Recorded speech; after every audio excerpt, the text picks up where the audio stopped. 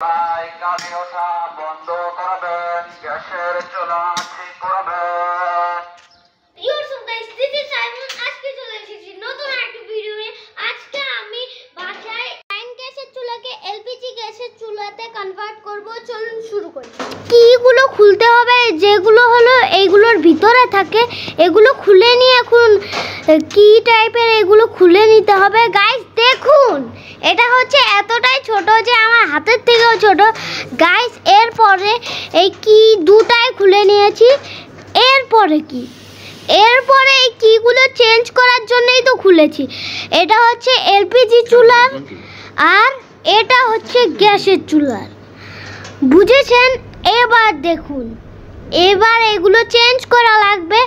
তো এগুলো খোলা হয়ে গেছে, চেঞ্জেসগুলো কি সেগুলো তো দেখুন গাইস। এরপরে এগুলো হলো চেঞ্জ করা হয়ে গেলেই সব কিছু ডান। গাইস একটা লাগানো হয়ে গিয়েছে, এবার আরেকটা লাগাতে হবে। গাইস আরেকটা লাগানোর পরে এই গ্যাসের চুলা আবার আগের মতো সব সেট আপ করতে হবে, যেটা এখন করা হচ্ছে আগের মতো।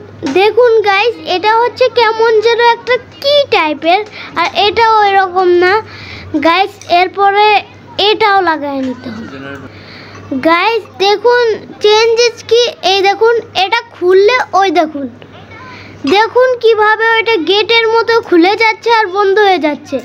এটাই হচ্ছে আমি পছন্দ করেছি। এরপরে এখানে আরেকটা কি লাগাই নিতে হবে। এই কি লাগানোর পরে আবার এগুলো লাগায় নেওয়া শেষ হয়ে গেলে চুলা একদম ডান।